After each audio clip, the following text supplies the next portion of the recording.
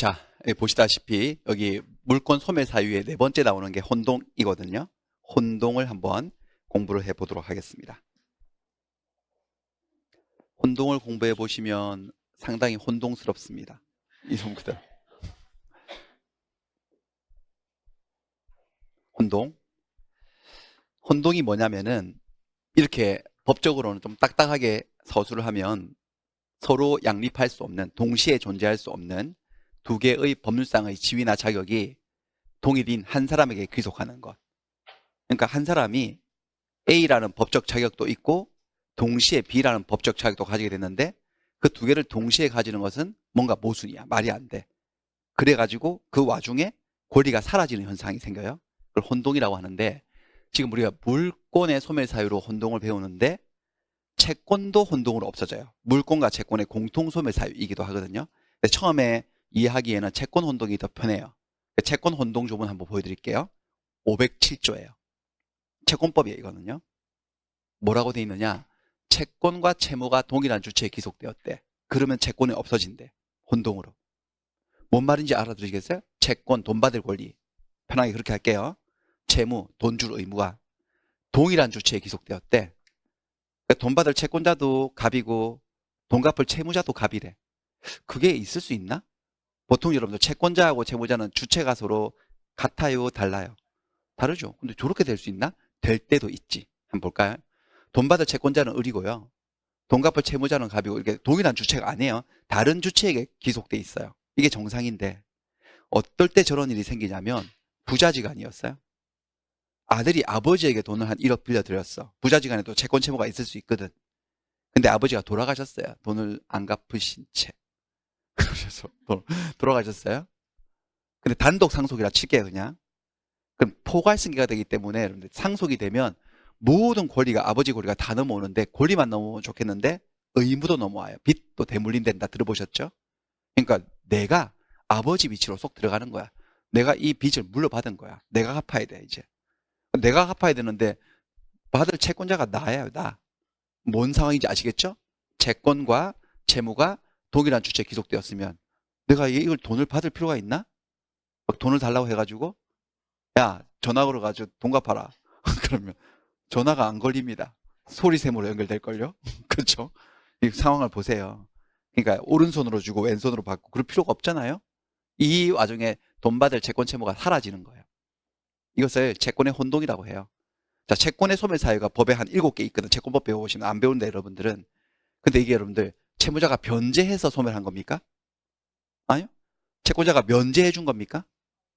소멸시효가 완성된 걸까요? 아니에요. 이때 뭐라고 표현하죠? 채권이 무엇으로 소멸하였다? 혼동에 의해서 소멸하였다고 표현하는 거 법에서는. 혼동이라는 게 이런 거예요. 근데 여기도 단서에 보시면 그러나 예외가 나와요. 그 채권이 소멸해야 마땅할 채권이 제3자 권리의 목적이 돼 있을 때, 그러니까 핵심은 뭘까요? 핵심은 여기서 제3자 등장, 제3자 등판하셨네. 제3자가 나타나면 복잡해지는 거지. 권리의 목적이 돼 있을 때는 그러하지 아니하다. 자, 그러하지 아니하다란 말은 앞에 문장을 뒤집은 거죠. 뭐예요? 해석해봐요. 소멸하지 않는데. 소멸하지 않을 때도 있대. 누가 있을 때? 법률관계 제3자, 제3자 한번 앞죠. 다시 아버지 살아계시고 아직 안 돌아가셨고 제3자 등장. 그러니까 얘가 또 이 아들한테 돈을 빌려준 게 있어요. 이렇게. 근데 아들이 돈을 안 갚네. 돈을 안 갚아서 얘가 소송 걸었어. 소송 걸어서 승소 판결 받았어요. 승소 확정 판결이 집행권원이라 해서 이제 이 사람 재산에 집행할 수 있거든요. 근데 집행을 할 때는 일단 그 재산을 묶어야 돼. 처분 못하도록. 압류를 해야 돼요. 근데 압류할 때 부동산을 압류할 때는 등기부에 압류 등기 기록을 해요. 동산을 압류할 때는 드라마가 보셨을 거야. 뭐 시커먼 양복 입은 애들 들어와가지고 딱지 붙이는 거. 그쵸? 근데 여러분들 얘는 부동산도 동산도 없고 물건은 별로 없고 얘가 얘한테 돈 받을 채권이 있어. 얘가 아니 아버지네. 예, 채권이 있어요. 채권도 재산이에요, 아니에요? 돈 받을 권리도 재산이니까 이것도 집행할 수 있거든요. 채권 압류를 들어가야 돼요. 채권을 압류할 때는 어떻게 압류하느냐? 자 보세요. 이제 세 사람 등장할 때 얘 기준으로 합니다. 얘가 채권자예요. 누구에 대한 채권자? 을에 대한. 그러니까 상대적으로 얘는 뭐라고 불러야 돼? 얘 기준으로 봤을 때 얘는 채무자. 얘가 얘한테는 채권자지만 얘한테는 채무자인 거야. 그럼 얘는요, 이 채무자의 채무자 아닌가요? 맞죠? 이 사람을 불러보세요. 뭐라고요? 제3채무자라 그래. 그러니까 이렇게 채권이 있고 이렇게 채권이 있을 때 여기를 기점으로 해서 최초 채권자, 채무자, 마지막 채무자를 뭐라 한다고요? 제3채무자. 그러니까 채권을 압류할 때는 법원에서 이제 채권 압류가 되면 제3채무자에게 압류 통지서를 보냅니다. 지급 금지 명령. 당신 여기 돈 줄 거 있죠? 근데 이 채권이 이 사람의 채권자에 의해서 이 금액만큼 압류되었으니까 그 금액만큼은 지급하지 마세요. 라고 얘한테 통지서가 나온다. 법원에서 지급 금지 명령. 그게 채권 압류예요. 그럼 채권 못 받게 되는 거지, 이게. 채권이 뭐 된 거다? 압류된 거죠. 그래 놓고 뭐 중요하진 않습니다. 그래 놓고 난 다음에 나중에 뭐 법원에서 추심 명령 또는 전부 명령이라는 게 있거든. 이런 절차들을 통해서 얘한테 받을 이 돈을 이 채권을 통해서 받아내는 거예요. 이렇게 할 수 있거든. 됐어요? 이 상태에서 다시 아버지 사망. 다시 자꾸 돌아가시겠어요. 죄송하지만 돌아가셨어요. 그러면 다시 또 이쪽에 포괄승계 받아서 자기가 채무를 대물림을 한 거야. 아까 전에 제3자가 없었을 때에는 이 채권 채무가 어떻게 되더라? 혼동해서 소멸. 지금 딱 소멸시키면 안 된다는 거 아시겠죠? 느낌 오죠, 여러분들? 왜요? 이거 없애버리면 누구에게 피해가 가는 거죠?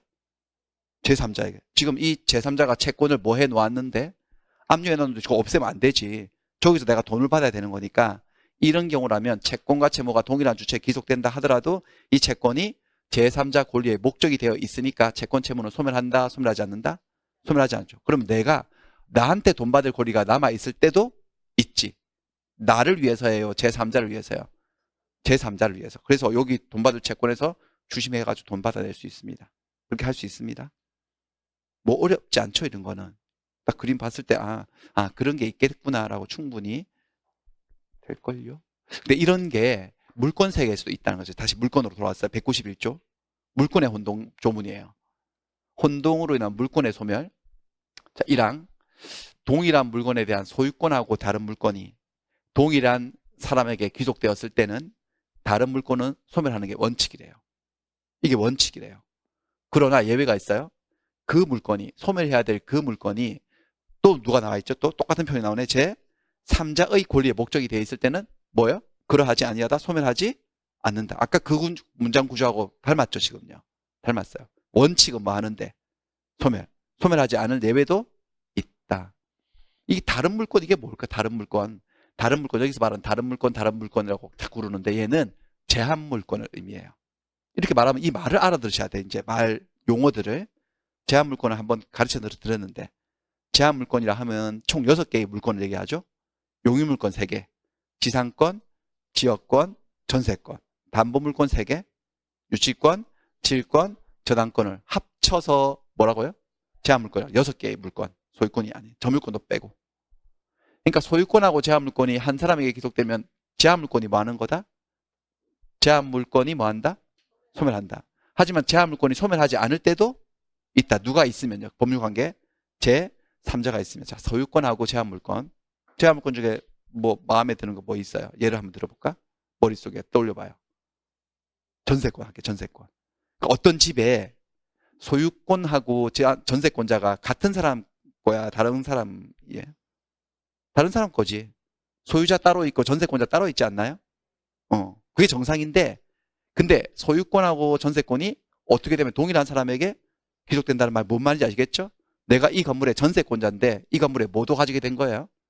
그러면 어떻게 이 제한물권이 어떻게 되냐 이 문제지. 원칙은 뭐 한다? 소멸한다. 근데 소멸하지 않은 예외도 있다. 누가 있을 때? 법률관계 제3자. 제3자가 있어서 소멸하지 않은 예외가 2가지가 있어요. 제3자를 위해서 소멸하지 않는 경우가 있고요. 제3자 때문에 본인 이익을 위해서 소멸하지 않는 경우가 있어요. 이렇게 나누는 거예요. 이 경우부터 볼게요. 원칙과 예외 한번 다뤄보겠습니다. 별거 아니에요. 되게 쉬운 말이에요. 을이 이 건물의 전세권자였어요. 소유권과 이게 무슨 물건이라고 표현하고 있죠? 지금요. 제한 물건이 동일한 주체예요. 다른 주체예요. 지금 보니까. 다른 주체, 이 정상이지 이게. 그쵸? 근데 이 을이 저 건물의 소유권을 가지게 된 거야. 어떻게 하다 보니까. 소유권을 취득했어. 취득 원인은 다양하겠지. 샀을 수도 있고 매매. 증여받았을 수도 있고 상속받았을 수도 있고 원인은 중요하지 않아요. 어쨌든 이 건물에 전세권자가 소유자가 돼버린 거야, 그냥. 소유권과 다른 물건이 동일한 주체에 기속되었어요. 딱 생각해 보세요.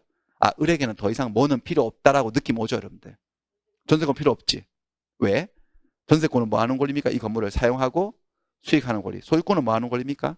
사용하고 수익하고 처분하는 거니까 뭐가 필요 없네. 전세권이 더 필요가 없지. 소유권 가지고 충분히 사용 수익할 수 있으니까. 맞죠? 그래서 전세권이 뭐 하는 거다? 소멸하는 거다. 자, 전세권이 소멸하는 이유가 기간이 만료되었습니까? 기간 만료된 거 아니죠? 포기했습니까? 전세권을? 소멸시효가 완성되었나요? 뭐로 소멸하였다고 표현해봐요?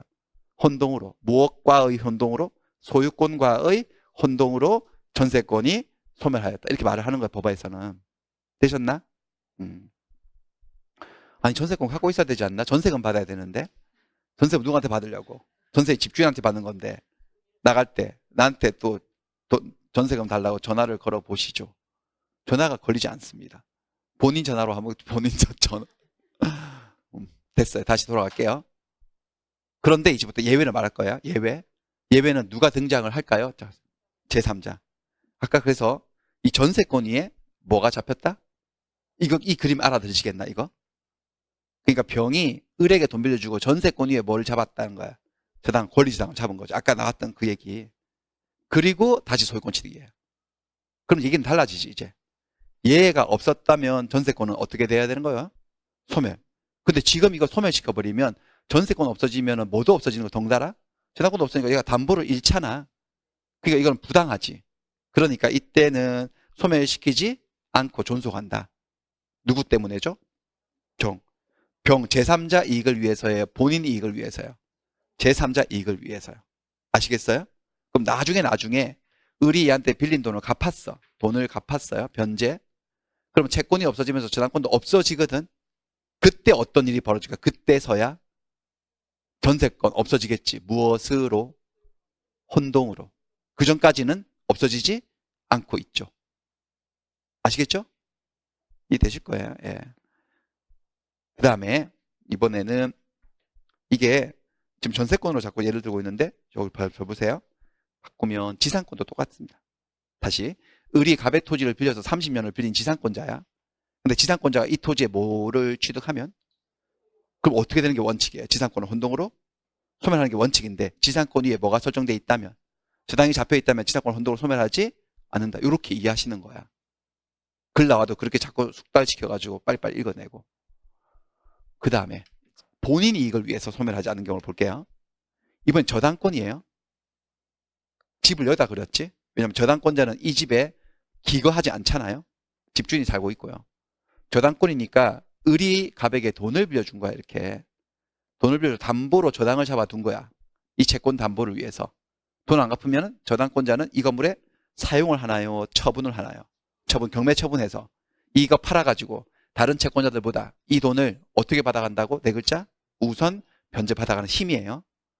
그런데 어떻게 하다 보니까 이 저당권자가 이 건물의 소유자가 된 거야. 똑같은 논리죠, 지금. 내게 된 거야, 저 물건이. 내가 이 돈을 받은 건 아니야, 아직까지. 돈 받을 권리 남아있는데 어쨌든 이 집이 내 집이 돼버린 거지. 그럼 저당권을 써먹을 일이 없지 않을까요? 저당권이란 거는 그게 남의 물건일 때 남의 토지, 남의 건물을 팔아가지고 돈으로 바꿔서 내 못 받고 있는 돈을 배당 절차에서 받으면 그게 의미가 있지. 어디 돈을 안 준다고 내 집을 갖다 흥분해가지고 경매 넣어가지고 내 걸 확 팔아가지고 그 배당 절차에 참가해서 내가 1순위로 받으면 기분 좋고 딱 그게. 그렇죠? 미친 거죠, 살짝. 그러니까 내 집이 되었으니까 내가 경매하고 자시고 할 필요가 없어진 거죠. 그래서 저당권은 어떻게 될까요? 소멸이죠. 지금 저당권이 없어지는 게 이 돈을 받아서인가요? 아니에요. 돈 받을 꼴이 남아있어요. 저당권이 없어지는 이유를 뭐라고 말을 한다는 거야? 혼동에 의해서 없어진 거예요. 저당권이 쓸모가 없어진 거죠. 이 채권자에게 더 이상. 자기 집이 된 거니까. 여기까지 알아들으셨죠? 그럼 다시 이제 예외로 갑니다. 예외는 또 누가 등장할까? 누가? 제3자. 이번엔 제3자는 후순위 저당권자예요. 저당권이 이렇게 선순위, 후순위 둘로 있을 수 있잖아요. 그러니까 얘가 먼저 돈 빌려주고 여기다가 1번으로 저당을 잡았는데 병이 또 갑에게 돈 빌려주고 2번으로 저당 잡을 수 있죠. 자, 그러면 둘 다 우선 면제권자지만 누가 더 세요? 물권의 세계에서는요. 이거 더 세지. 그럼 얘가 경매했건 누가 경매했건 이게 돈으로 바뀌면 얘부터 배당받는 거 아시죠?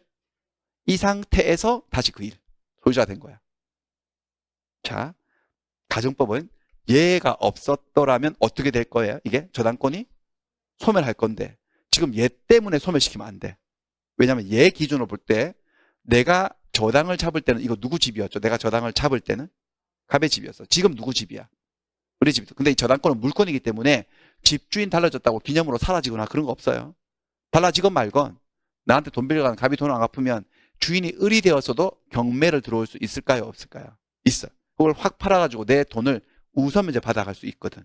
근데 여기서 을도 내가 이 집의 주인이 되었을 뿐이지 내가 돈을 아직 받은 건 아니야. 돈 받을 건 남아있어.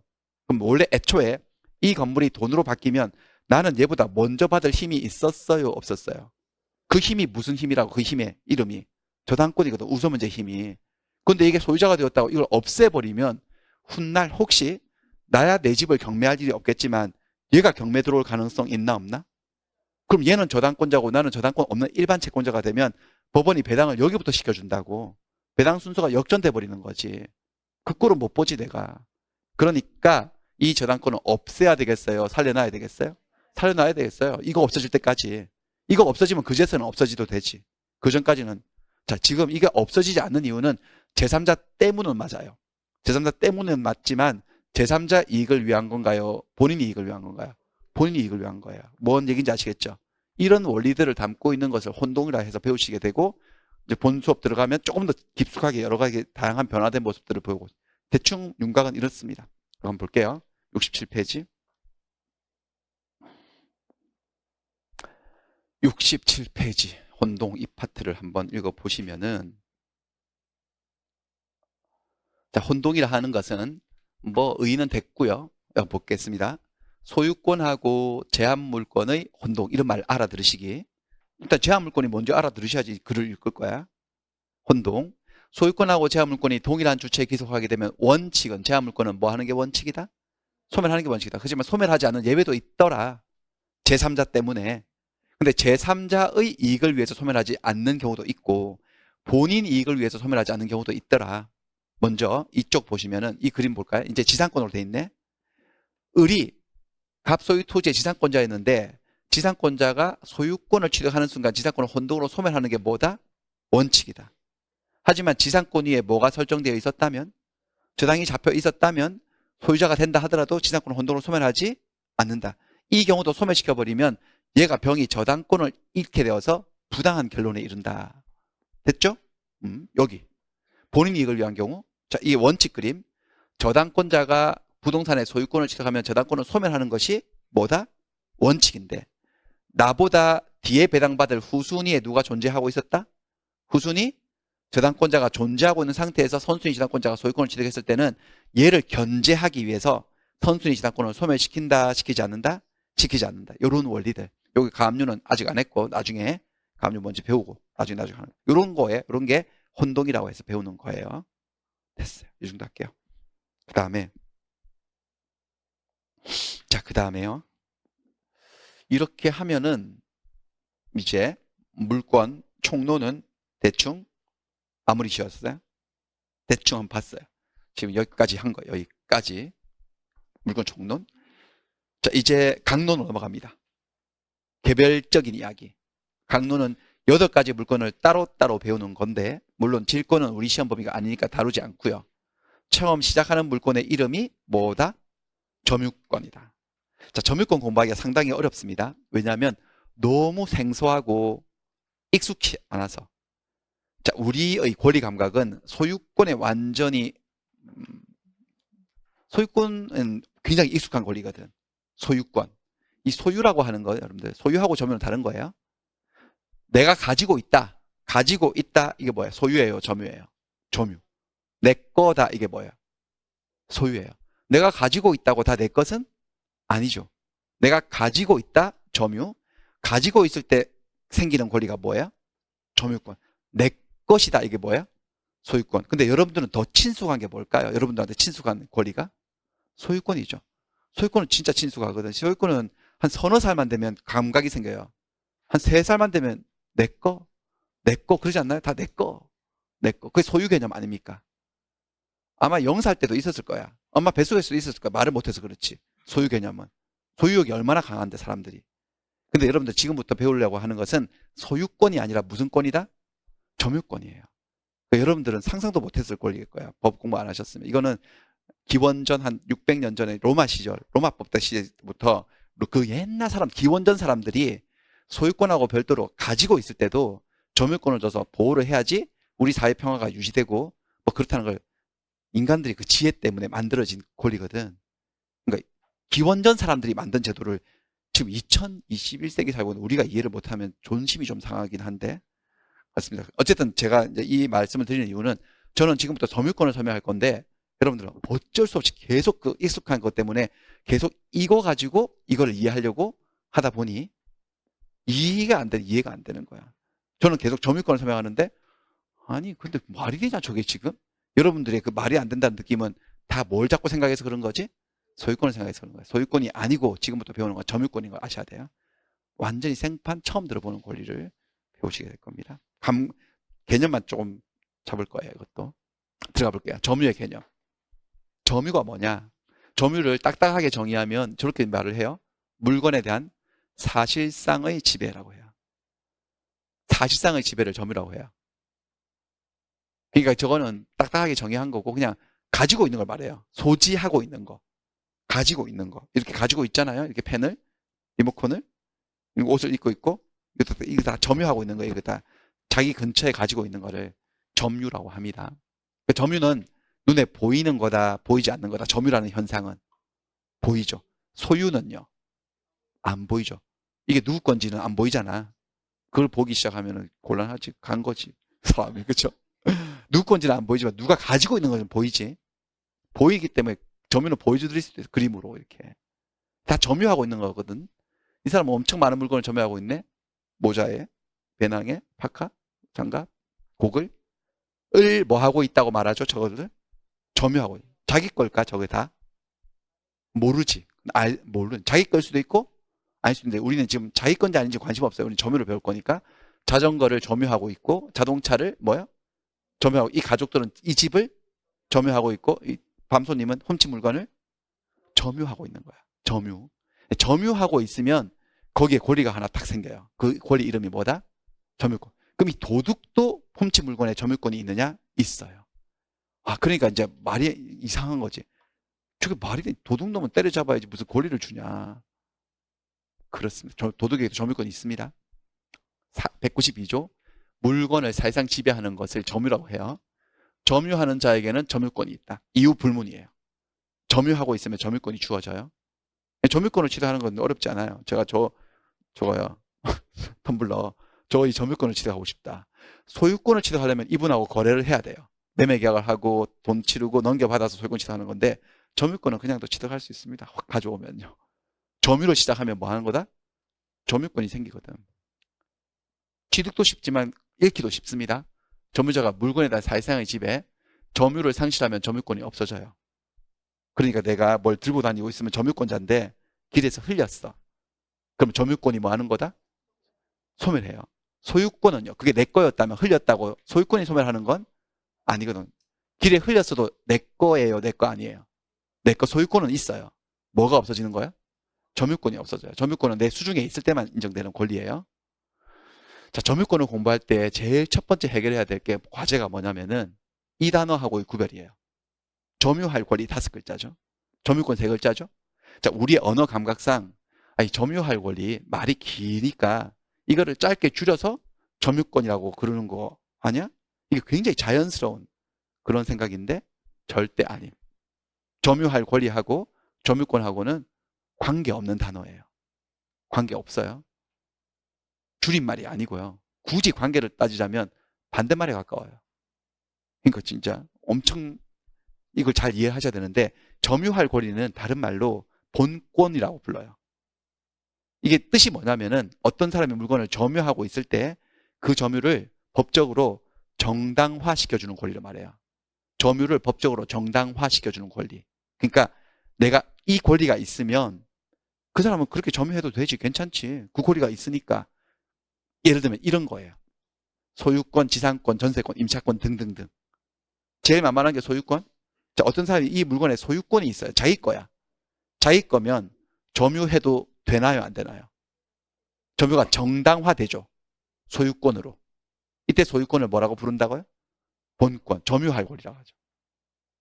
뭐 지상권, 전세권도 그렇고. 한번 연습해 보면 이 점유할 권리라는 단어는 제가 여러분들한테 속히 외워달라고 요구했던 213조에 나옵니다. 213조 외우시라고 그랬죠. 그렇지만 저는 20년간의 경험에 의해서 여러분들이 안 해오신다는 걸 다 알고 있습니다. 그렇죠. 안 해온다는 건 알고 있는데 뭐 해본 말은 하는 거죠. 계속. 통계적으로 알고 있습니다. 안 해오시면 절대로. 내년 돼도 안 해오십니다. 8월, 9월 돼도. 외우시는 게 좋습니다. 예. 소유물 반환 청구권. 소유자는 자기 소유에 속한 물건을 점유하는 자에게 반환을 청구할 수 있다. 내 거를 가지고 있는 자에게 돌려달라고 할 수 있다. 물청. 하지만 점유자가 그 물건을 점유할 권리가 있으면 소유자가 달라 해도 안 줘. 라고 반환을 거부할 수 있다라고. 점유할 권리. 이 표현 나오네. 뭘까? 저기 한번 넣어볼게요. 갑소유 토지에 이 토지가 근데 을이 점유하고 있어. 이게 쓰고 있어요. 그래서 소유자가 달라고 했어요. 토지 반환 청구. 할 수 있어요, 없어요? 소유자는. 있죠. 돌려줘야 되죠. 근데 얘가 점유하고 있으면 점유권이 있거든. 점유하고 있으면 무조건 점유권이 있어. 점유권이 있으니까 반환을 거부할 수 있을까? 안 돼요. 점유권은 뭐가 아니다?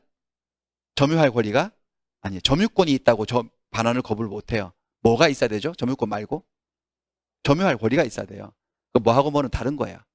점유권하고 점유할 권리는 달라요. 훔쳐도, 이 땅 훔쳐도 점유권은 있거든. 점유권 갖고 안 되고, 뭐가 있으면 될까? 뭐가 있으면 거부할 수 있을까요? 예를 들면 이 상황에서. 지상권 어때요? 지상권. 지상권 내가 뭔지 모르는데? 모르시지만 그냥 땅을 빌려서 쓰는 권리라고 할게요. 지상권이 있어서 얘한테 빌렸어. 30년을. 그러면 30년 동안 뭐 할 권리가 있죠? 그러면 거부할 수 있어? 없어요? 있어. 아니면 10년을 빌렸어. 전세권자로.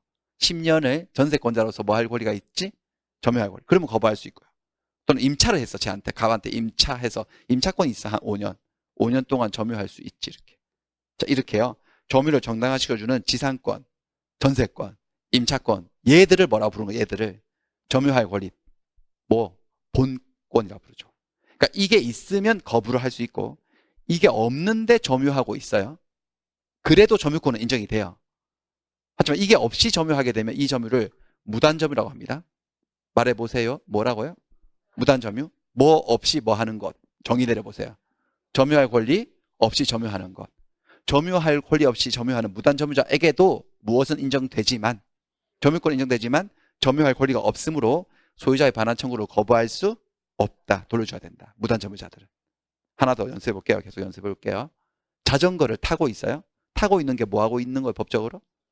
그러니까 이 자전거 점유권이 있지. 이 여자에게. 자, 이 점유를 하고 있는 것을 정당화시켜주는 본권은 후보들 한번 골라볼까요? 뭐가 있으면 정당화될까요? 저 자전거에 대해서 저 여자가 소유권이 좀 자기 거면 점유해도 좋죠. 타고 다녀도 되지. 소유권 말고 임차권은 어때요? 한강시민공원에서 1시간 빌렸거든. 1시간 빌리면 임차권이 있어요. 1시간 동안. 1시간 동안 임차권으로 뭐 할 수 있죠? 이런 걸 본권이라 그런다고. 그 다음 이 가족들은 이 건물에 살고 있으니까 점유권이 있겠지. 점유하고 있으니까. 이 가족들이 이 건물의 소유권자면, 전세권자면, 임차인이면 이건 영원히, 이거는 일정 기간 동안 점유할 권리가 있죠. 이런 걸 본권이라 한다고. 오른쪽에 하얀색들을. 아시겠어요? 자, 훔친 물건. 훔쳐서 물건을 점유하고 있어도 점유권은 있다니까요. 점유하고 있으면. 근데 얘는 이 점유하고 있는 물건에 이런 본권이 있나요? 없나요? 점유할 권리가. 없어요. 훔쳤어요. 없어요. 본권. 없어도 뭐가 인정이 된다는 거야? 이거예요. 그러니까 뭐하고 뭐는 다른 거다? 점유할 권리와 점유권이 다른 걸 아셔야 돼, 일단. 무슨 도둑에게 무슨 권리를 주냐. 도둑을. 이거 말이 되나? 그게 여러분들이 소유권 갖고 생각해서 그런 거야. 자꾸. 지 것도 아닌데 왜 뭐 훔친 거를. 근데 도둑에게도 점유를 보호하는 점유권을 줘야지만 우리 사회가 폭력이 방지되고 평화가 유지된다는 것을 기원전 사람들이 다 알아차가지고 그 지혜로 법제도를 만들어 놓은 거예요. 그러니까 그 너무 같은 깊이 있는 그런 내용들은 뭐 시험에 안 나오니까 됐고요. 어쨌든 뭐 요거는 아셔야 되겠습니다. 요거는 요 정도만 하고 그 다음에 점유의 관념하를 볼게요. 점유의 관념하. 뭐냐면 이게 이 사실상 지배하는 걸 점유라고 해요. 물건을 사실상 지배하는, 갖고 있는 거를. 가지고 있으면 점유권이 인정이 되지. 그러니까 여러분들 점유는 눈에 보이는 거야, 안 보이는 거야? 보이는 거죠. 근데 우리가 관념이라고 하는 것은 뭔가, 관념이라는 단어는 눈에 보이지 않는 그 무엇인가를 얘기하는 거 아닌가요? 뭐 평화 이런 거요. 추억, 사랑 이런 것들은 관념적인 단어죠. 눈에 보이는 게 아니잖아, 그런 게. 그러니까 눈에 보이는 점유가 관념화되어서 눈에서 사라지는 경우가 있어요. 어떤 경우냐면 이 원칙에 대한 예배인데, 어떨 때는 이게 어긋날 때가 있어요. 어떤 사람이 물건을 사실상 지배를 안 하고 있어. 수중에 안 가지고 있는 거지. 근데 그 사람에게 점유를 인정하고 너 점유권자 맞아. 안 가지고 있는데도 이런 경우가 있어요. 거꾸로도 있어요. 물건을 버젓이 손에 들고 있어, 얘가. 사실상 지배하고 있는데 닌 그 물건의 점유자 아니야. 넌 점유권 없어. 이럴 때가 있어요. 이런 예외적 현상을 점유가 관념화되었다고 하고, 세 가지 현상이, 저 세 가지에서. 조문은 193조부터 95조까지 연달아 나와요. 상속인의 점유부터 볼게요. 점유권도 상속인에게 이전돼. 상속되는 권리예요. 점유권도 재산권이어서 사람이 사망하면 소유권만 상속되는 게 아니고 점유권도 상속돼요. 이거 한번 볼게요. 남편이고 아내고 딸이에요. 저 에베레스트 등반 가가지고요, 사망해버렸어요. 지금 사망하기 전에요. 사망하기 전에 이 많은 물건들을 점유하고 있는 게 보이시죠? 이 많은 물건들의 점유권이 있었어요. 근데 사람이 사망하면 상속 개시, 그 순간 바로. 그래서 이 점유권이 다 서울에 있는 이 상속인들에게 이전돼서 얘들이 저 물건들의 점유자가 되어버리는 거예요, 법적으로. 그럼 이 현상을 아시겠지, 이제. 지금 남편의 사망 사실 자체를 인지를 못하고 있어요, 아내는. 하지만 알았건 몰랐건 그 순간 상속되는 거거든요. 그러면 이 아내하고 딸은, 상속인들은 고거를, 모자를, 배낭을 사실상 지배 안 하고 있어도 뭐가 인정이 된다는 거야? 점유권 인정이 되죠. 점유가 눈에 보이는 거야, 관념화된 거야? 관념화, 점유의 관념화라고 해요. 그렇습니다. 그래서 나중에 사고 소식을 들었어, 드디어. 급하게 저쪽으로 히말라야로 날아가서 비행기 타고 가서 남편을 시신 수습하고 뭐 유품도 받아요. 그러면 현실적으로 점유가 시작되겠지만 그 전에 서울에 있을 때도 물건을 사실상 지배 안 해도 점유권이 인정이 되는 거야. 이 관념화된 거야. 어렵진 않죠. 요거는 권리 연속성을 위해서 어쩔 수 없이 이렇게 하고. 그 다음에 간접 점유자 볼게요. 갑이 건물을 을에게 임대를 줬어. 임차인이고 얘는 뭐라 그럴까요? 그러면 임대인. 누가 살아요? 집에? 임대된 집에. 임차인이 살아요? 임대인이 살아요? 임차인이 살고 있죠? 이게 임차인이 점유자지, 그러니까. 이거 눈에 보이는 일반적인 점유인데요. 임대인은 이 집에 살아요? 안 살아요? 안 살죠? 안 살면 임대인은 점유자가 아니어야 할 것 같은데 우리 민법은 임대인도 점유자라 그래. 둘 다 점유자라 그래. 자, 이거 194조에 나오거든요. 지상권, 전세권, 질권, 사용대차, 임대차. 저는 지금 이걸 갖고 예를 들었어요. 임대차의 관계로. 저런 관계를 저렇게 불러요. 불러보세요. 점유 매개 관계. 그러니까 얘가 얘를 매개로 해서 점유하고 있다는 소리인데, 저것들이 다 뭐냐면 여러분들, 지상권은 토지 빌려주는 거거든. 전세권은 부동산 빌려주는 거야. 그 다음에 질권은 돈 빌리고 담보로 동산을 맡겨두는 거야. 전당포 같은데. 그 다음에 사용대차는 공짜로 빌리는 거야. 얘는 돈 주고 빌리는 거고, 임치는 맡겨두는 거야. 이 모든 거는 공통점이 뭐냐? 완전히 줘버린 게 아니고 빌려주거나 맡겨둔 거야. 빌려주거나 맡겨줬기 때문에 돌려받을 것을 전제로 점유가 살짝 넘어가 있는 상태를 무슨 관계라고 한다고? 점유 매개 관계. 얘 돌려받을 거야, 완전히 팔았어, 얘한테. 돌려받을 거야, 기간 끝나면. 매개 관계예요. 이렇게 할 때 매개 관계로 타인으로 하여금 물건을 점유하게 한 자는 간접으로 점유권이 있대. 타인으로 하여금 물건을 점유하게 한 자는 이 그림 속에 임대인 말하는 건가요? 임차인 말하는 건가요? 임대인 말하는 거지. 그리고 이 타인이 누구예요? 이 그림 속에 임차인이지. 그러니까 임대인은 이 집에 안 살고 있어도, 사실상 지배를 안 하고 있어도 뭐가 있다고? 간접으로 점유권이 있다. 얘가 점유를 인정해 버리는 거죠. 무슨 점유자라고 부른다? 간접 점유자. 그럼 얘가 간접 점유자면 얘는 무슨 점유자라고 부를까? 직접 점유자 그러지. 그러니까 일반적인 점유는 이 점유고, 이거는 눈에 보여요? 보이지 않아요? 보이지 않는 관념화된 점유. 사실상 지배를 안 하고 있어도 점유가 인정되는 예외적 현상이라는 거죠. 둘 다 점유자예요. 둘 다 점유자예요. 그리고 이 임대차와 관계를 뭐라고 부른다? 점유 매개관계. 자, 점유 매개관계의 핵심 특징을 보여드릴게요. 자, 매매하고 비교를 해보면 딱 표가 나요. 이번에는 임대를 준 게 아니고 팔았어요. 그러면 매도인 뭐라 그럴까? 매수인. 그러면 이렇게 말할까? 매도인이 간접 점유자이고 매수인은 직접 점유자이다라고 말을 하지 않겠지. 아무래도 느낌상. 누구만 점유자인 거지 그냥. 얘만. 직접 점유, 간접 점유도 없고 그냥 얘 단독 점유인 거야 그냥. 그쵸? 그러니까 매매하고 임대는 뭔가 다른 구석이 있네. 이 뭐가 다를까요? 임대는 이 간접 점유자가 직접 점유자에게 돌려받을 권리가 있다는 게 특징이에요. 다 돌려받을 거야. 전부 다 빌려주거나 맡겨둔 거예요. 이럴 때 매개관계라고 해요. 그러니까 매매가 되어서 완전히 팔아버린 관계는 매개관계라고 하지 않고 그때는 간접 점유, 직접 점유라고 말하지 않습니다. 점유가 넘어간 거지 그냥 완전히. 됐죠? 자, 그 다음에 이러한 점유 매개관계는 연쇄적으로 또는 중첩적으로 존재할 수 있습니다. 뭐냐면 얘가 임차인이잖아요. 근데 임차인이 또 임대를 놓는 것을 전대차라고 해요. 자, 매매 계약을 했는데 매수인이 또 어딘가 파는 것을 뭐라 그랬더라? 전매. 임차인이 그 물건을 임대인 동의하에서 또 임대를 놓는 것을 뭐라고 한다고요? 전대. 얘 전차인이라 그러지. 얘는 뭐라 그럴까 하면 전대인. 전대인은 누구죠? 동시에 임차인. 임차인 이퀄 누구예요? 전대인이죠. 이중적 지위죠. 이렇게. 그렇습니다. 이렇게 해서 전대를 주면 얘가 전차인이 이 집에 사는 거니까 이 전대차 관계도 빌려주고 돌려받을 것을 전제로 빌려준 거거든. 이것도 무슨 관계일까요? 매개관계. 매개관계가 연쇄적으로 두 개 있는 거네. 그럼 얘는 무슨 점유자가 되는 거예요? 전차인이.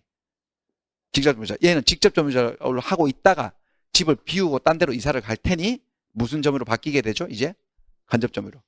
그럼 이 그림 속에 이 건물의 점유자가 누구인가요? 라고 질문했을 때 얘라고 대답하시면 안 됩니다.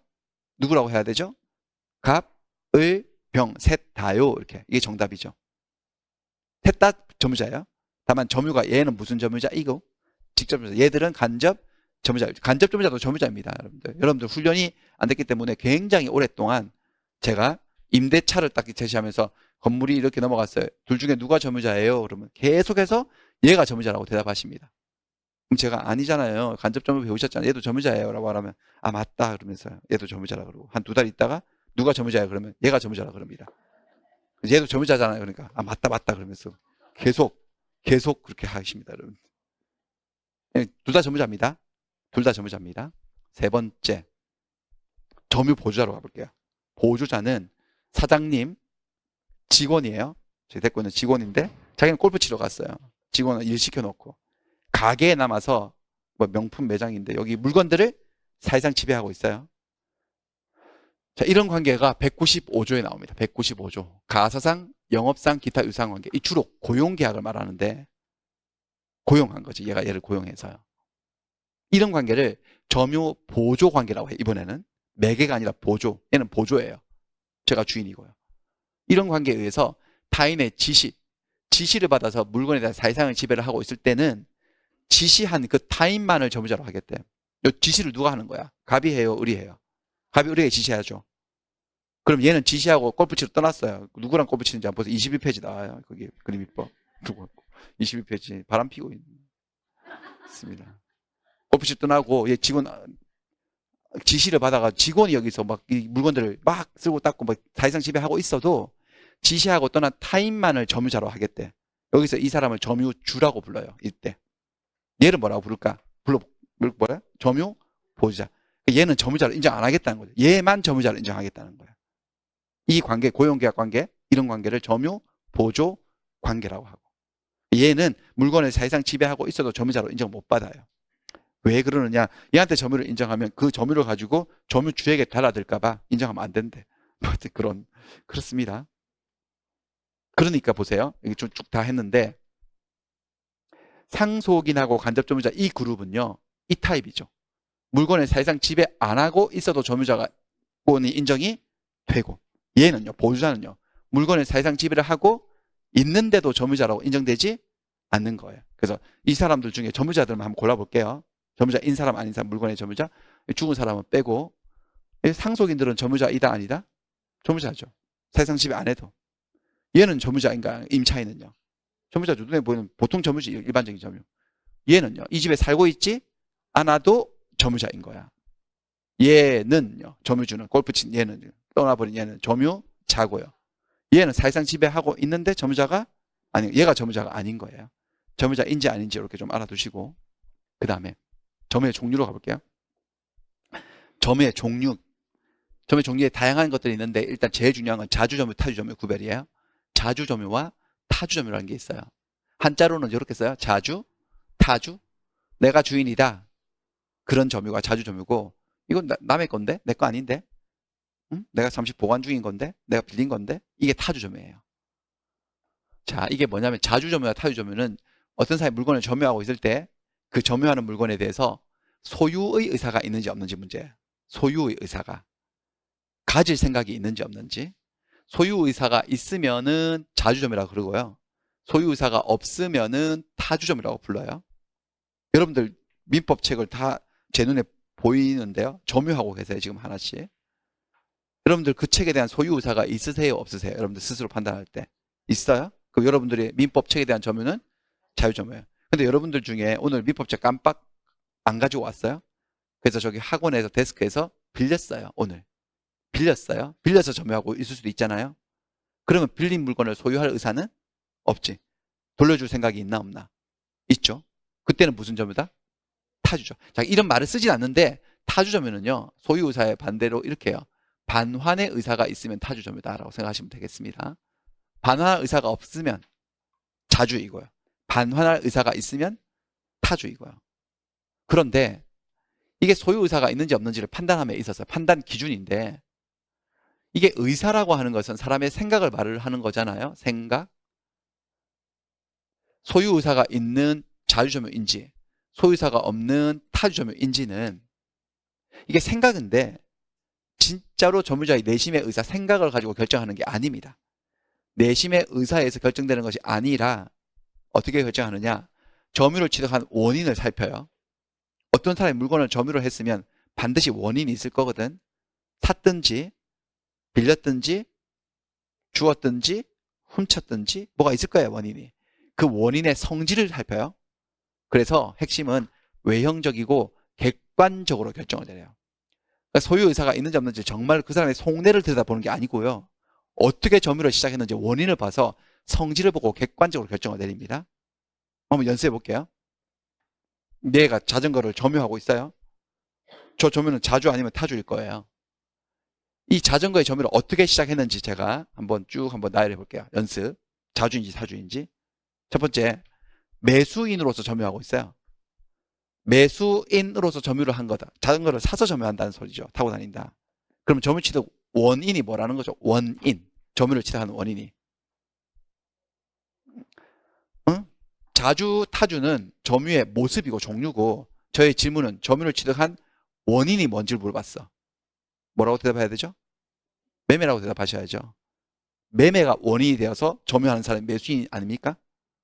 이 매매라는 것을 객관적으로 살펴야 됩니다. 객관적으로.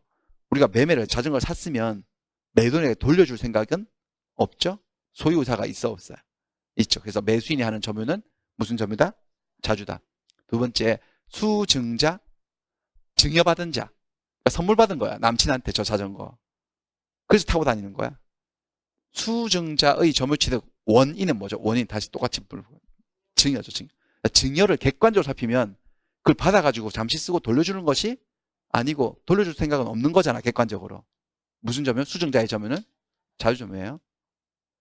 임차인. 이거 한강시민공원에서 1시간 빌린 거라니까. 1시간. 빌렸어요. 임차인이 하는 점유의 취득 원인은 뭘까요? 임대차죠. 빌렸지. 1시간.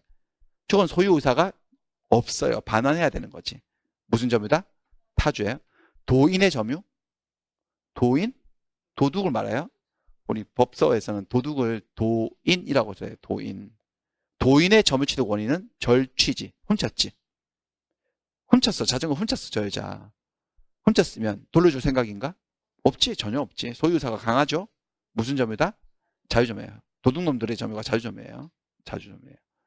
그 다음에 이게 타주점유라고 해서 남의 물건 점유하고 있다. 타주점유 이렇게 생각하시면 안 됩니다. 네 물건인지 남의 물건인지 중요한 게 아니고 뭐가 있냐 없냐, 소유 의사가 있냐 없냐 문제거든. 상속인의 점유. 아버지 자전거 아버지 돌아가셔서 상속받아가지고 이렇게 점유하고 있다. 상속인의 점유는 자주일까 타주일까? 저거는 정답은 상속. 점유취득 원인 상속인데 자주일 때도 있고 타주일 때도 있고. 아버지의 점유를 따라가는 거야. 아버지가 이 건물 소유자셨어요. 이 건물을 사서 점유하고 계셨어요. 자주점유자였는데 돌아가셨어요. 그럼 나한테 소유권을 물려주세요. 임차권을 물려주세요. 소유권을. 나가 무슨 점유자죠? 자주점유자예요. 소유사가 있는. 아버지는 이 건물 세입자셨어. 임차인. 그러니까 점유취득 원인이 임대차지. 타주점유자, 자주점유자, 타주점유자. 아버지 돌아가시면 나한테 소유권이 상속됩니까? 임차권이 상속됩니까? 임차권. 그럼 나도 어쨌든 기간 끝나면 임대 돌려줘야 되거든. 무슨 점유자? 타주. 이제 얘기됐죠? 끝났네. 그게 다네. 상속이라고 하는 것은 새롭게 점유를 취득하는 원인이 아니에요. 아니어서 상속인은 피상속인 돌아가신 점유를 모습을 그대로 답습하는 거예요. 그래서 선대의 점유가 피상속인의 점유가 타주이면 상속인의 점유도 타주. 아버지가 자주 점유자였으면 나도 자주. 그렇게 되는 것이지 상속을 기점으로 자주로 바뀌거나 그렇지는 않습니다. 자타가 바뀌진 않고요. 그 다음에 분묘기지권자의 점유. 자, 분묘기지권 한번 들으셨는데 타인의 토지에 분묘를 설치해서 기지, 이 기지를 사용하는 거예요. 기지를 얘가 점유하고 있는 거거든. 자기 토지를, 남의 토지를. 이거 점유취득 원인은 분묘기지권을 설정받은 거지. 승낙을 통해서. 그러면 이 토지를 여기를 산 게 아니거든. 장시간 빌린 거지. 장기간을. 맞죠? 언젠가는 돌려줄 의무가 있어 없어? 소유사는 인정 안 돼. 객관적으로. 무슨 점유자일까요?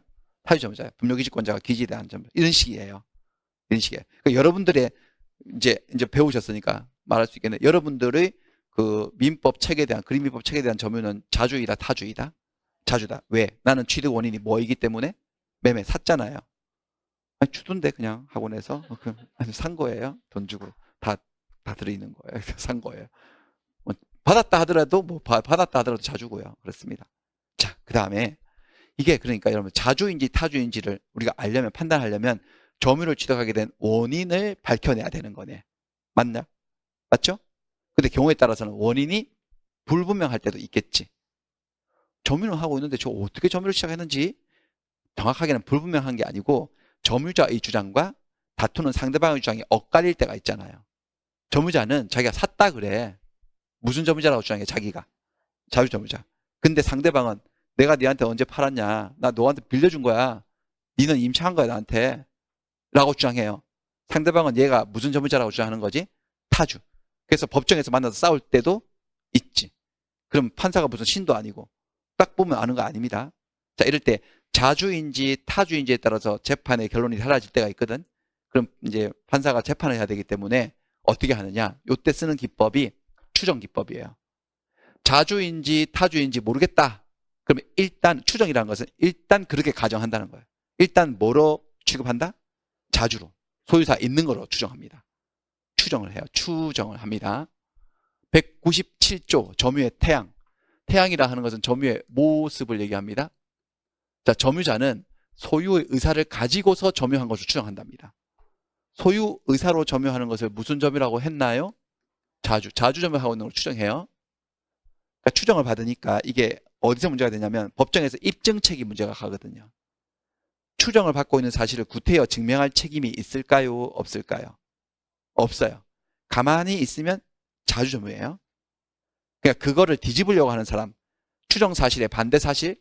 추정 사실의 반대 사실은 뭘까요? 타주. 판사님, 제가 하는 점유는 타주점유예요. 라고 주장하는 사람이 그 사실을 판사에게 증명을 해야 되는 거예요. 자, 이건 왜 문제가 되냐면 취득 시효에서 문제가 돼요. 갑소유 토지를, 갑 앞으로 등기되어 있는 갑소유 토지를 을이 점유를 해요. 갑의 토지를 을이 점유해요. 이게 근데 점유를 되게 오래 하면 자기 땅으로 만들어버릴 수 있어요. 그게 바로 시효제도인데요. 점유를 오랫동안 하면 소유권을 취득해버리는데 기간이 몇 년이 걸린다는 거야? 20년. 20년간 여기 나오네. 소유 의사로 점유를 했어요. 소유의사로 점유하는 것을 뭐라고 부른다? 지금 배우고 있는 소유의사로 점유하는 것을 자유점유. 20년 동안 자주점유를 한 사람은 등기만 하면 소유권을 취득한다. 다시 을은 점유 기간은 20년을 채웠어. 근데 문제는 20년 채웠다고 무조건 내 것이 되는 것이 아니고 20년 동안 어떻게 점유해야 된다고 나와 있죠? 자주점유를 20년 동안 하게 되면 소유자가 돼요. 제 거 내 뺏어올 수 있어. 내 땅이야 이제. 그렇지만 자주가 아니라 반대말 뭐예요? 타주로 하면 20년 해도 소유자가 될 수 없다라는 거야. 응? 그러니까 이게 법정에서 얘 둘이 싸운다면 당연히 점유자는 뭐라고 주장할까? 나의 점유가 무슨 점유다? 자유점유다. 등기해달라. 이렇게 주장해요. 그럼 상대방은요. 니는 무슨 점유자야? 이렇게. 타주점유자. 이렇게 주장해서 싸우게 된다고. 근데 판사는 모르지. 이게 자주인지 타주인지. 취득 원인을 판사가 벌써 신도 아니고. 이럴 때 방금 보셨지. 뭐라고 추정된다고요? 자주라고 추정이 돼. 추정되기 때문에 누가 똥줄이 타는 거예요. 쉽게 말하면. 갑이 가만히 있으면 판사가 자주로 재판해버려요. 얘 시효 완성했으니까 등기해줘라 해서 얘를 이기게 만든다고. 그러니까 추정 사실의 반대 사실은 타주. 타주를 주장하고 있는 갑이 자기가 주장한 사실을 뭐 해야 된다? 입증할 책임, 증명 책임을 지는 거야. 증명이라는 것은 판사에게 확신을 심어다 주는 거예요. 그래서 그 심어다 주기 위해서 서류도 제출하고 증인도 세우고 해가지고 판사님, 제 자주점유자 아닙니다. 제 타주점유자입니다. 제 증거 제출합니다. 증거를 갖고 판사가 보니까 얘가 자기 통장 사본을 증거로 제출했어요. 통장 사본에 매년 연말에 10몇 년 동안 20년도 넘게 한 20몇 년 동안 을이 갑에게 돈을 입금한 기록이 쭉 나오는 거야. 그래서 갑이 뭐라고 주장할까요? 판사님 이거 제가 미쳤다고 나한테 돈 주겠으면 연말마다 이거 땅값 준 겁니다. 땅 지로. 지금 보세요. 20년 넘게 주고 있어. 조금씩 올라가면서 이게 자기가 소유의사가 있으면 나한테 왜 돈을 줍니까? 매년 연말마다. 이렇게 딱 말을 해버리는 거지. 그럼 판사가 여러분들 판사라면 그 자료가 나오면 물어보겠지. 어이 피고 돈은 왜 주셨어? 매년 연말마다 이렇게 말하면 우리 어버버 하겠지. 갑자기 연말마다 이뻐 보여가지고 줬습니다. 이렇게요. 그 말도 안 되는 소리 하면 판사는 이거 빌린 거네. 지로 준 거네 지금. 라는 확신이 와요 안 와요? 그러면 추정이 깨어지는 거야. 뭐로 되는 거죠 그러면? 타주로 돼서 얘는 소유권 취득 못해요. 근데 얘가 그거 뭐 세금 내기 싫어가지고 다 현금으로 받았나 봐. 20년 넘게. 받은 게 없어. 영수증도 없고 아무것도 없어 지금. 그 뱅킹 기록도 없고 계속 받았다고 주장만 하는데 증거자료가 하나도 없어요. 그럼 판사는 확신이 와요 안 와요? 안 오죠. 그러면 뭐인 것으로 재판한다는 거야? 자주인 것으로 재판해서 얘가 이기게 되고 그게 추정의 기법이에요. 되셨죠? 여기서 이제 쓰는 거야. 선의점, 악의점을 갈게요. 자주와 타주는 그 정도 하고 일단 선의점유, 악의점유. 근데 선의와 악이라는 법률 용어의 일반적인 용어 뜻을 배웠거든요, 여러분들이. 선의는 뭐예요? 뭔가를 모르는 걸 선의라고 해요. 아는 걸 뭐라 그래요? 악이라고요. 아직도 모르시네. 여러분들 이 선악에 대해서 선이네. 선악이라는 용어에 대해서 선이시네. 순진무구한 선이시네. 아는 걸 악이라 그러고 모르는 걸 선이라고 합니다. 여기서는 점유자가 뭘 알고 뭘 모르는 거냐면 잘 보세요. 얘가 본권 없이 점유하고 있어요. 진짜 저 말도 알아들으셔야 되는 거야. 본권이라는 단어가 나왔네. 오늘 배웠지. 본권. 본권 5글자로 표현해봐요. 점유할 권리요. 그렇죠? 예를 들면 소유권, 지상권, 전세권 뭐 이런 것들이에요. 그거 없이 점유하고 있다고 얘가. 이거 무슨 점유라고 본권 없이 하는 점유를 뭐라고 하더라? 아까 전 4글자로? 무단점유. 뭐 없이 뭐 하고 있는 거? 점유할 권리 없이 점유하는 무단점유를 하고 있는 거야 얘가. 그거를 자기가 몰라. 그러면 선의점유자라 그래. 그걸 자기가 알아. 그러면 악의점유자라 그래요. 그럼 선의점유자하고 악의점유자의 공통점은 둘 다 무슨 점유자다? 무단점유자예요. 도둑은 어떨까요? 도둑은 자기가 물건을 훔쳤다는 걸 자기가 알아 몰라. 그러니까 본권 없이 점유하고 있다는 걸 알고 있으니까 무슨 점유자예요? 악의점유자예요. 그러니까 도둑은 선의와 악의의 구별에서는 악의점유자예요. 자주점유자예요? 타주점유자예요? 도둑은요. 자주죠? 왜요? 소유의사가 있으니까. 자주와 타주의 구별에서는 자주에 속하고요. 선의와 악의 구별에서는 어디에 속하는 거예요? 악에 속하는 거예요. 그럼 여러분들 민법책 점유하고 계시는 건 자주인지 타주인지에서는 자주였죠? 선의 점유자예요, 악의 점유자예요? 여러분들은 민법책에 대해서. 선의 점유자예요? 악의 점유자예요? 둘 다 아니에요. 왜요? 여러분 무단 점유자 아니지 않습니까? 소유권 갖고 계시지 않나요? 그러니까 선의 점유하고 악의 점유는 어떤 점유에서만 쓰는 용어다? 무단 점유에서만 쓰는 거야. 그런데 소유권이 있는데 무슨 무단 점유자야? 선의 점유자야. 선의 점유라고 대답하신 분들은 이런 심리일 거야. 내가 뭐 잘못했는데 내가 무시. 내가 얼마나 착한데, 내가 법 없이도 살 사람인데, 내가 선의가 아니면 누가 선의냐? 이런 심정으로. 악이라고 대답하신 분들은 머리를 살짝 굴리신 거지. 뭐 있으니까 물어봤겠지. 악인 것 같은데. 둘 다 아닙니다, 여러분들. 다시 선의 점유하고 악의 점유는 어떤 점유자에게만 쓰는 말이다? 무단 점유자. 소유권을 갖고 있거나 지상권이 있거나 정상적인 점유할 권리를 가지고 있는 적법 점유자는 선의 악의 개념에 포섭되지 않습니다. 그렇고요. 자, 그렇다면 연습해 볼게요. 이건 어때 써먹는 거냐면, 갑의 건물을 매매 계약해서 을이 등기까지 하고 점유를 넘겨받았어. 매매 계약을 하고 등기까지 했으니까 아까 186조에 따라 소유권이 넘어온 거지, 이렇게. 얘가 점유하고 있어. 점유하고 있는 모습 보이시죠? 응? 다시 한번. 얘는 선의 점유자인가요? 악의 점유자인가요? 둘 다 아닙니다. 라고 대답하셔야죠. 왜? 이유는 소유권이 있잖아요. 무단 점유자가 아닌데 무슨 선의 악입니까? 라고 대답하셔야지. 자주 점유자인가요? 타주 점유자인가요? 자주입니다. 여기 있네. 취득 원인이 뭐예요? 매매니까. 반환의 의사는 없거든. 자주이면서 선악은 아니고. 근데 지금부터 선악을 만들어 볼게요. 이 계약 무효였어요. 처음부터 무효였어요. 자기들은 몰랐을 뿐이지 무효였어요. 계약이 무효면 등기도 무효예요. 그렇다는 말은 얘가 소유권을 취득하지 못했고 소유권이 안 넘어왔다는 소리예요. 소유권은 안 넘어왔는데 점유는 하고 있죠. 지금 보다시피. 그렇죠? 그러면 무단 점유자지. 뭐 없이 뭐 하고 있는 거야? 소유권 없이 무단 점유하고 있는 거야. 이럴 때 얘가 이 계약이 무효인 줄 다 알고 있다면 무슨 점유자? 모르고 있다면 선의 점유, 악의 점유가 나오는 거지. 여기서는 이제 무단 점유자니까. 근데 둘 다 우울한 점유예요. 둘 다 무단 점유자예요. 결국 나중에 계약이 무효인 게 밝혀지고 소유자가 달라 그러면 소유자는 점유자에게 반환을 청구할 수 있다. 213조. 응? 하지만 얘가 점유할 권리가 있으면 거부할 수 있는데 얘는 점유할 권리가 없어. 무단 점유자야. 돌려줘야 되는 거죠. 이 집을 돌려줄 때 이 둘의 차이가 발생합니다. 201조에 나오는데요. 점유자와 과실. 선의의 점유자는 점유물의 과실을 취득할 수 있대. 악의의 점유자는 수취한 과실을 돌려줘야 된대. 과실 나오네, 과실. 그래서 우리가 또 뭔가 배웠죠. 원물과 과실 배웠잖아요.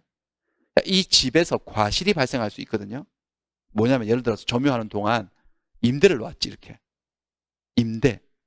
그럼 누가 점유자죠? 이 두 사람 중에? 이 집을 사가지고 자기가 안 사고 이 집에 임대를 놓았어요. 누가 점유자예요? 병 아니라 그랬죠. 병을 둘 다 점유자라 그랬잖아. 얘는 무슨 점유자? 직접 점유자. 얘는 무슨 점유자? 간접 점유자. 시작된 거예요, 여러분들. 병이라고. 두 달 있다가 병이요. 계속 병 이렇게. 둘 다 점유자예요. 둘 다 점유자인 거야. 그런데 이렇게 임대를 주면 얘가 매달 월세로 100만 원씩 줬거든. 이라고 한 1년 동안 남의 집까지, 결국 남의 집 가지고 100만 원씩 1200, 12개월치. 이 차임이 건물에서 발생하는 뭐라는 겁니까, 여러분들? 과실, 법정 과실이거든. 그럼 나중에 이 집을 돌려주게 될 때 갑하고 을 사이에 이 1200만 원에 과실 받은 거 가지고 또 싸우게 일어납니다. 자, 갑의 주장은 야, 집이 내 집이다, 내 집. 처음부터 무효였으니까 내 집에서 나온 월세는 내 돈이지.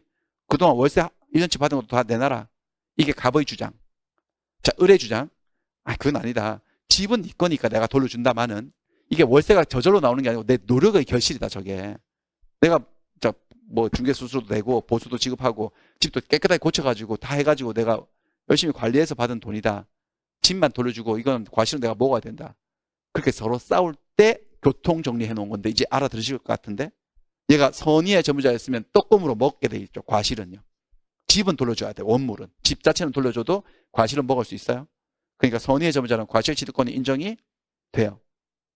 악의 점유자는 수취한 과실을 돌려줘야 되기 때문에 과실 취득권이 인정되지 않아요. 다르게 표현하면 선의의 점유자가 점유하는 동안 이 물건에서 수취한 과실은 부당이득이 아닌 거야. 부당이득이면 돌려줘야 되거든. 부당이득이 아니야. 악의 점유자가 수취한 과실은 뭐다? 부당이득이다. 돌려줘라.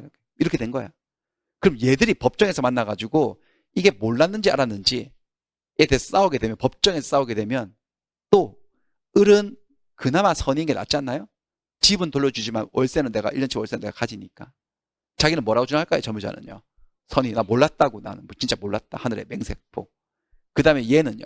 이 집세까지 탈탈 틀어서 다 돌려받기 위해서 다 알았잖냐라고 주장할 거 아니겠어요? 맞나요? 근데 판사가 무슨 신도 아니고 선인지 악인지 어떻게 알 거냐는 거지. 다시 추정 기법이 갑니다. 어떤 쪽으로 추정하는 게 맞을 것 같아요? 그럼 상식적으로. 모르는 게 많을까요? 아는 경우가 많을까? 계약이 무효일 때. 아는 경우가 많을까? 모르는 경우가 많을까? 보여드릴게요. 민법에 뭐라고 되어 있는지 읽어보세요. 점유의 태양에서 점유자는 어떻게 점유한 걸 추정한다고요? 선이 알고 점유한 것으로, 모르고 점유한 것으로. 모르고. 자기가 무단점유자라면 무단점유자에게 밝혀졌을 때 지금까지 몰랐다고 추정해 주는 거야. 어떻게 느낀가요? 민법이 약간 성선설 입장인가요? 성악설 입장인가요? 성선설. 사람을 좋게 보고 있잖아요. 무단점유자였으면 몰랐겠지. 몰랐으니까 점유하고 있었겠지. 이렇게 봐준다고. 이렇게 추정해 준다고. 의원 사람들을 다 도둑놈 이렇게 그렇게 나쁘게 보고 있는 게 아니고 선의인 것으로 추정이 돼요. 그러니까 얘는 내가 몰랐다는 사실을 판사한테 증명할 책임이 없지. 가만히 있으면 선의거든. 기본값이. 그럼 가만히 있으면 안 될 사람이 누굴까요? 죄지. 선의의 추정 사실, 반대 사실 얘를 주장하고 악이라고 주장하는 이 사람이 알고 계약이 무효인 걸 알고 있었다는 사실을 뭐 해야 된다? 증명에 성공하면요. 추정은 깨어진다고 표현하고요. 증명에 어리버리 실패하면요. 추정대로 재판을 한 거야. 뭔지 아시겠죠? 여기까지 선의 악이 배웠고 그 다음에 책에 살짝 가서 이거 69페이지인데 선의 악의 개념은 지금 설명드렸어요. 근데 그 선의를 다시 둘로 나누는 거 이건 일반적으로 우리가 배운 건데 그 뭔가를 모르는데도 두 종류가 있거든. 주의했더라면 충분히 알 수 있었는데 몰랐다. 과실이 있는 거지. 주의를 했지만 도저히 알 수 없었다. 과실이 없는 거지. 선의의 하유형이에요. 선의 점유에 있어서 선의 점에 과실이 있냐 없냐 구별이에요. 근데 여기서 이제 시험 쟁점은 점유자가 과실이 없었다. 이 부분을 추정하는 조항이 없어요. 다시 여기 칠판 보세요. 점유의 태양은 총 4가지가 추정이 됩니다. 소유 의사로 점유한 거다. 소유 의사로 점유하는 게 뭐예요? 자주. 그리고 선의로 평온하고 공연하게 하나. 자주, 선의, 평온, 공연. 이렇게 점유한 걸 추정이 되고 선의에서 과실이 있었는지 없었는지 문제가 될 때 무과실까지 추정해 주는 조항은 없습니다. 지금. 없기 때문에 뭔가 효과를 주장할 때 무과실이 필요한 경우에는 무과실만큼은 점유자가 스스로 증명을 해야 됩니다. 왜요? 무과실은 뭐 해주지 않으니까 법에서 추정해주지 않기 때문에. 조금 이따 나올 등기부취득시효 주장할 때 그렇습니다. 자, 그 다음에 점유에 하자가 없는 점유와 하자가 있는 점유가 있는데요. 이 사람이 무단점유인 게 밝혀졌을 때 선의 무과실로 점유했다. 하자가 없는 거고요. 알았거나 알 수 있었으면 하자가 있는 거고 평화롭게 점유하는 게 평온점유예요. 하자 없고요. 강폭, 강요와 폭력을 행사해서 하는 점유가 하자가 있고요. 공공연하게 드러내놓고 하는 점유는 하자가 없고요. 은밀하고 비밀스럽게 몰래 하는 점유는 하자가 있다고 그러고요. 중단 없이 계속하는 점유는 하자가 없고 점유했다가 점유를 잃었다가 띄엄띄엄 하는 점유는 하자가 있고요. 이렇게 말을 해요. 이 정도 해가지고 책 좀 보고 좀 쉬겠습니다. 68.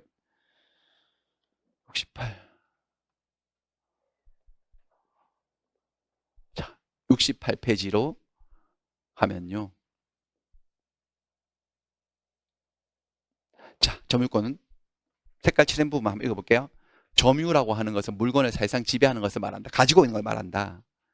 점유권이라는 것은 물건을 점유하고 있는 자에게 가지고만 있으면 이유 불문하고 인정되는 물건이다. 본권, 즉 점유할 권리 있는지 없는지는 따진다, 안 따진다? 안 따진다. 도둑 같은 경우는 점유하고 있는 물건에 점유할 권리 없어도 점유권은 인정이 된다, 안 된다? 된다. 자, 본권은 뭐냐면 점유를 법적으로 정당화시켜주는 권리, 이런 것들을 본권이라고 하는데 점유권을 인정함에 있어서 본권의 유무는 따지지를 않는다. 됐죠? 그럼 점유가 관념화되는 경우가 3가지가 있더라. 상속인 같은 경우는 물건을 사실상 지배 안 하고 남편이 죽었다는 사실을 알 필요도 없이 사망하는 순간 점유자가 되어버리죠. 간접 점유자 임대인 같은 사람은 물건을 사실상 지배 안 하고 있어도 점유자로 인정을 받고요. 점유 보조자, 가계 점원, 집의 가정부 이런 사람들은 사실상 지배를 하고 있음에도 불구하고 점유자로 인정되지 않죠. 이게 점유의 관념하에요. 점유의 종류에는 자주와 타주가 있는데 소유의사가 있으면 자주, 없으면 타주라고 그래요. 소유의사가 있는지 없는지는 점유자의 내심의 의사에 의해서 결정하는 것이 아니고 점유를 취득하게 된 원인이 뭔지를 밝혀가지고 원인의 성질에 의해서 객관적으로 판단한다. 객관적 판단. 따라서 매수인이 하는 점유, 자주점유, 증여받아서 수증자가 하는 점유, 자주점유, 절취해서 훔쳐서 하는 도인의 점유, 자주점유고, 물건을 빌려서 전세권자로서 임차로서 하는 점유는 타주점유고, 분묘기지권자도 토지를 빌린 거니까 타주점유자이고, 그 다음에 상속인이 하는 점유, 상속인이 하는 점유는 자주일 때도 있고 타주일 때도 있다. 상속이 새로운 점유 취득 원인이 아니기 때문에 그냥 피상속인의 점유의 모습을 그대로 따라가는 거다. 피상속인의 점유가 타주라면 상속인도 타주, 피상속인이 자주라면 상속인도 자주, 이렇게 되는 거다. 그 다음에 자주점유 추정, 점유 취득 원인이 불분명하다. 점유를 취득한 원인이 뭔지 모르겠다. 서로 다툰다. 그럼 일단 자주점유인 것으로 뭐 해준다? 추정하기 때문에 점유자가 스스로 자기가 자주점유자임을 증명할 책임은 없다. 상대방이 얘가 하는 점유가 타주점유라는 사실을 증명을 해야 한다. 그 다음에 추정이 증명이 돼서 깨어지는 걸 번복이라 그래요. 다음에 하고요. 이런 것들은. 그 다음에 넘겨보시면은 선의점유, 악의점유. 어떤 사람이 자기가 본권 없이 점유하고 있어. 무단점유자예요. 무단점유자인데 무단점유를 하고 있다는 사실을 모르고 있으면 선의점유, 스스로 알고 있으면 악의점유. 선인지 악인지가 분명하지 않을 때는 일단 모르는 것으로 추정해주는 조항을 두고 있고, 민법은. 그 다음에 선의점유 합의 유형으로서 아까 보셨죠? 과실 없는 점유, 과실 있는 점유가 있는데 무과실을 추정해주는 법적 조항은 없다. 따라서 무과실을 주장할 때는 점유자가 스스로 증명을 해야 된다. 무과실만큼은. 좀 이따 배우실 등기부취득시 주장할 때 그러하더라. 요까지. 되셨죠? 요 정도만 점유의 기초 개념만 잡고 다 하겠습니다. 넘어가겠습니다. 그냥 넘어가고 이제 좀